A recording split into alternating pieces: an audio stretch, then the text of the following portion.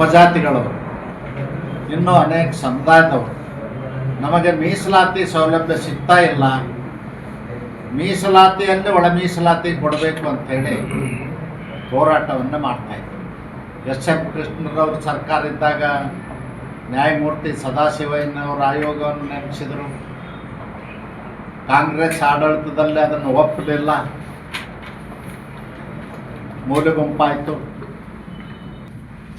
ಅತ್ಯಂತ ಸಾಮಾಜಿಕ ಕಳಕಳಿ ಕಾಳಜಿಯಿಂದ ಬಸವರಾಜ ಬೊಮ್ಮಾಯಿ ಅವರು ಜನಸಂಖ್ಯೆಗೆ ಅನುಗುಣವಾಗಿ ಮೀಸಲಾತಿ ಹೆಚ್ಚಲಾಗಬೇಕನ್ನೋದು ಮತ್ತು ಮೀಸಲಾತಿಯಲ್ಲಿ ಒಳ ಮೀಸಲಾತಿ ಆಗಬೇಕನ್ನೋ ಬೇಡಿಕೆಯನ್ನು ಮಾಧುಸ್ವಾಮಿಯವರು ನಮ್ಮ ಕಾನೂನು ಸಚಿವರ ಅಧ್ಯಕ್ಷತೆಯಲ್ಲಿ ಸಮಿತಿ ಮಾಡಿ ಎಲ್ಲ ವರ್ಗಗಳಿಗೆ ಒಪ್ಪಿಗೆ ಆಗುವ ರೀತಿಯಲ್ಲಿ ನಿರ್ಧಾರವನ್ನು ಕೈಗೊಂಡು 15 ಇದ್ದದ್ದು ಎಸ್ಸಿಗೆ 17% ಮಾಡಿದರು, 3 ಇದ್ದದ್ದನ್ನು 7%ಗೆ ಹೆಚ್ಚು ಮಾಡಿದ್ರು ಎಸ್ಟಿಗೆ, ಮತ್ತು ಅನುಷ್ಠಾನಕ್ಕೆ ತಂದರು. 2022ರಲ್ಲೇ ಮೀಸಲಾತಿ ಹೆಚ್ಚಳ ಆದೇಶವನ್ನು ಅನುಷ್ಠಾನಕ್ಕೆ ತಂದರು. ಅದರಿಂದ ಶಿಕ್ಷಣದಲ್ಲಿ, ವೈದ್ಯಕೀಯ ಕ್ಷೇತ್ರದಲ್ಲಿ, ಇಂಜಿನಿಯರಿಂಗ್ ಕ್ಷೇತ್ರದಲ್ಲಿ, ಅನೇಕ ವೃತ್ತಿಪರ ಶಿಕ್ಷಣದಲ್ಲಿ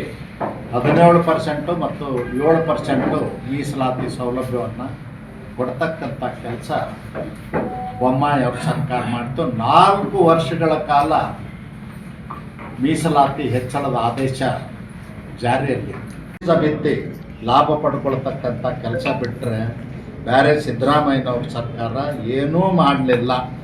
ಅದಕ್ಕೆ ಈ ಸಂದರ್ಭದಲ್ಲಿ ಮಾದಿಗ ಜನಾಂಗಕ್ಕೆ ಸೇರಿದಂಥ ಮುನಿಯಪ್ಪನವರು ಮಾದಿಗರ ಮಹಾಸಭಾ ಮಾಡಿಕೊಂಡು ಮಾದಿಗರ ನಾಯಕ ಅಂತ ಹೇಳ್ಕೊಳ್ತಾರೆ. ಅವ್ರಿಗೆ ಗೌರವ ಇದ್ದರೆ, ಮಾದಿಗರ ಬಗ್ಗೆ ಮತ್ತು ಇನ್ನುಳಿದಂಥ ದಲಿತ ಸಮುದಾಯದ ಬಗ್ಗೆ ಕಳಕಳಿ ಕಾಳಜಿ ಇದ್ದರೆ 5 ನಿಮಿಷನೂ ಕೂಡ ಕ್ಯಾಬಿನೆಟ್ನಲ್ಲಿರಬಾರ್ದು, ರಾಜೀನಾಮೆ ಕೊಟ್ಟು ಹೊರಗೆ ಬರಬೇಕು.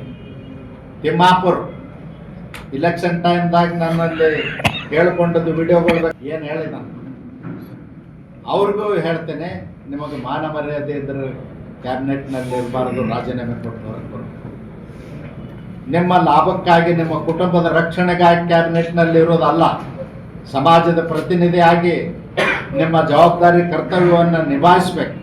ನಿಭಾಯಿಸದೇ ಇದ್ದರೆ ನೀವು ಸಮಾಜದ ದ್ರೋಹಿಗಳಾಗ್ತೀರಿ.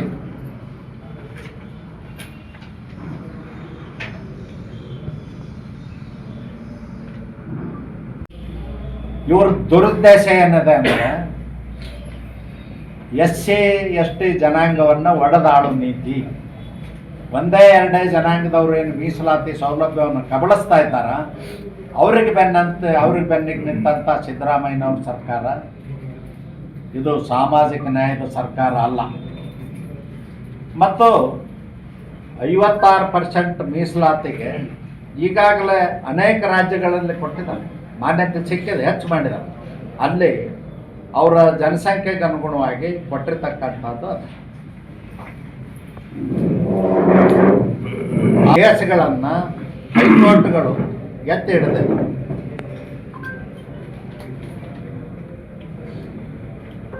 ನಲ್ಲಿ ಯಾರು ಕಾಂಗ್ರೆಸ್ಸನ್ನ ಕೃಪಾ ಪೋಷಿಸಿದ್ರು 56% ಆಗಬಾರ್ದು ಅಂತ ಹೋಗಿದ್ರಲ್ಲ, ಅವಾಗ ಸರ್ಕಾರ ತನ್ನ ವಾದವನ್ನು ಮಂಡಿಸಬೇಕಾಗಿತ್ತು. ಸಮರ್ಪಕವಾಗಿ ವಾದ ಮಂಡಿಸಿದ್ರೆ ಖಂಡಿತವಾಗಿಯೂ ಕೋರ್ಟು ಯಾವತ್ತೂ ಮತ್ತು 6432 ಹುದ್ದೆಗಳನ್ನೇನು ನೇಮಕಾತಿ ಮಾಡಲಿಕ್ಕೆ ರೆಡಿಯಾಗಿದೆ, ಅದು 17% 7% ಮೀಸಲಾತಿ ಒಳಗೇ ಆಗಬೇಕು, ಅದೇ ರೀತಿ ಸಿಗಬೇಕು. ಮತ್ತು ಒಳ ಮೀಸಲಾತಿ ಇರದಿದ್ದರೆ ನಿಮ್ಮನ್ನು ರಸ್ತೆ ಮೇಲೆ ಓಡಾಡಲಿಕ್ಕೂ ಬಿಡೋದಿಲ್ಲ ಅನ್ನೋ ಎಚ್ಚರಿಕೆಯನ್ನು ಕೊಡ್ತೇನೆ. ವಿಶ್ವಾಸ ದ್ರೋಹಿಗಳು, ಕಪಟ ನಾಟಕ ಮಾಡ್ತಕ್ಕಂಥವ್ರು, ನಿಮ್ಮನ್ನು ಈ ಜನ ನಂಬಲಿಕ್ಕೆ ಸಾಧ್ಯ ಇಲ್ಲ ಸಿದ್ದರಾಮಯ್ಯನವರು. ಅದಕ್ಕೆ ನಾನು ಸರ್ಕಾರಕ್ಕೆ ಹೇಳಲಿಕ್ಕೆ ಬಯಸ್ತೇನೆ, ಈ ಕಪಟ ನಾಟಕದ ಹಿಂದೆ ಏನಿದೆ ಅಂದರೆ ಸರ್ಕಾರ ಆರ್ಥಿಕವಾಗಿ ದಿವಾಳಿಯಾಗಿದೆ. ಹೇಗಾದರೂ ಮಾಡಿ ನೇಮಕಾತಿಗಳನ್ನು ಮುಂದೂಡುವಂಥ ಇದೊಂದು ಕುತಂತ್ರದ ನಾಟಕ ಇದೆ.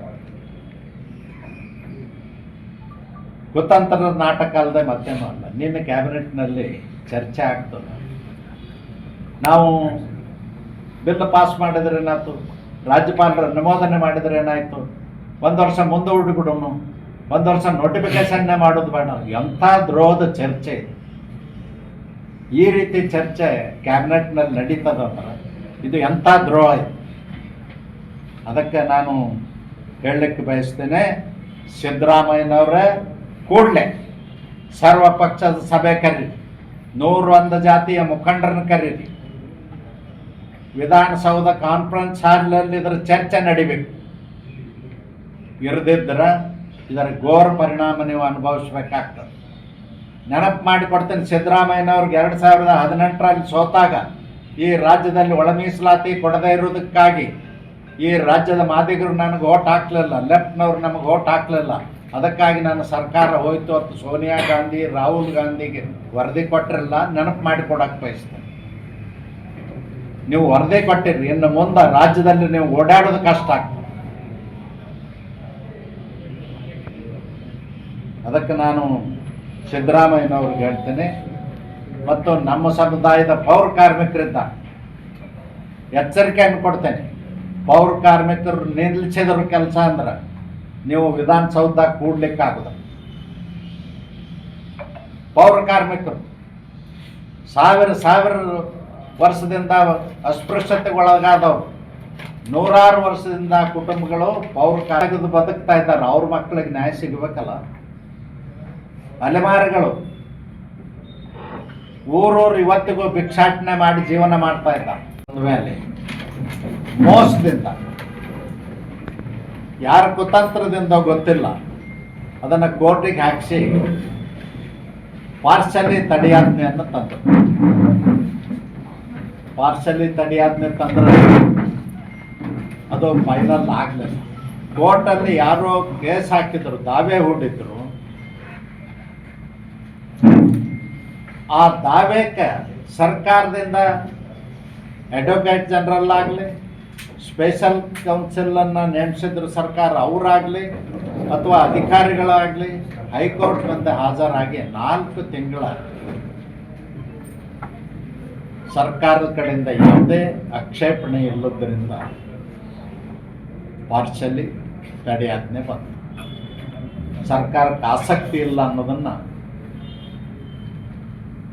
ಸರ್ಕಾರ ನಿರ್ಲಕ್ಷ್ಯತೆಯಿಂದ ತೋರಿದ್ರಿಂದ ಕೋರ್ಟ್ನಲ್ಲಿ ಪಾರ್ಸಲಿ. ಅದಕ್ಕೆ ಹೊಣೆಯನ್ನು ಸಿದ್ದರಾಮಯ್ಯನವ್ರ ಸರ್ಕಾರ ಬರಬೇಕಾಗ್ತದೆ. ದುರ್ದೈವ ಅಂದರೆ ಈ ರಾಜ್ಯದ ಸಮಾಜ ಕಲ್ಯಾಣ ಮಂತ್ರಿ SC ಜನಾಂಗಕ್ಕೆ ಸೇರಿದವರು ಇದ್ದಾರೆ, ಅಸ್ಪೃಶ್ಯ ವರ್ಗಕ್ಕೆ ಸೇರಿದವರು ಇದ್ದಾರೆ. ಅವ್ರಿಗಾದರೂ ಡಾಕ್ಟರ್ ಬಾಬಾ ಸಾಹೇಬ್ ಅಂಬೇಡ್ಕರ್ ಹೇಳಿದಂಥ ಮೀಸಲಾತಿ ವ್ಯವಸ್ಥೆಯನ್ನು ಜಾರಿಗೆ ತರಲಿಕ್ಕೆ ಪದ್ಧತಿ ಇಲ್ಲ. ನಿನ್ನೆ ದಿನ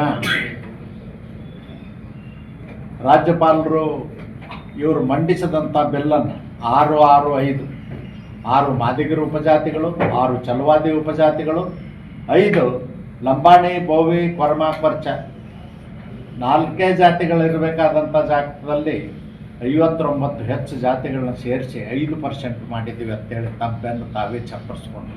ಅದಕ್ಕೆ ಲಂಬಾಣಿ ಜನಾಂಗದವ್ರು ಒಪ್ಪಲಿಲ್ಲ, ಬೋವಿ ಜನಾಂಗದವ್ರು ಒಪ್ಪಲಿಲ್ಲ, ಅಲೆಮಾರಿ ಜನಾಂಗದವ್ರು ಒಪ್ಪಲಿಲ್ಲ.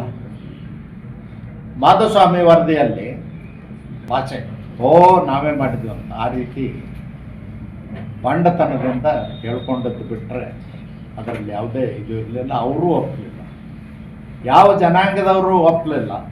ಎಲ್ಲ ಜನಾಂಗದವರ ಆಕ್ರೋಶ ಮಡಿಗಟ್ಟಿತು, ಕಪ್ಪುಗಟ್ಟಿದ್ದರಿಂದ ಈಗ ನಿನ್ನೆ ದಿನ ರಾಜ್ಯಪಾಲರು ಅಂಕಿತ ಹಾಕಿದ ಮೇಲೆ ಅವರೇ ಪಾಸ್ ಮಾಡಿದಂಥ ಬಿಲ್ಲನ್ನು ಕ್ಯಾಬಿನೆಟ್ನಲ್ಲಿ ಒಪ್ಪಿ ಇವತ್ತು ನೋಟಿಫಿಕೇಶನ್ ಮಾಡಬೇಕಾಗಿತ್ತು. ಇಲ್ಲ, ನಾವು ಹಳೆ ಮೀಸಲಾತಿ 15 ಮತ್ತು 3ರಂತೆ ಮಾಡ್ತೇವೆ, 24% ಸಿಗಬೇಕಾಗಿತ್ತು. ಇದು ದಲಿತರಿಗೆ ಮಾಡದಂಥ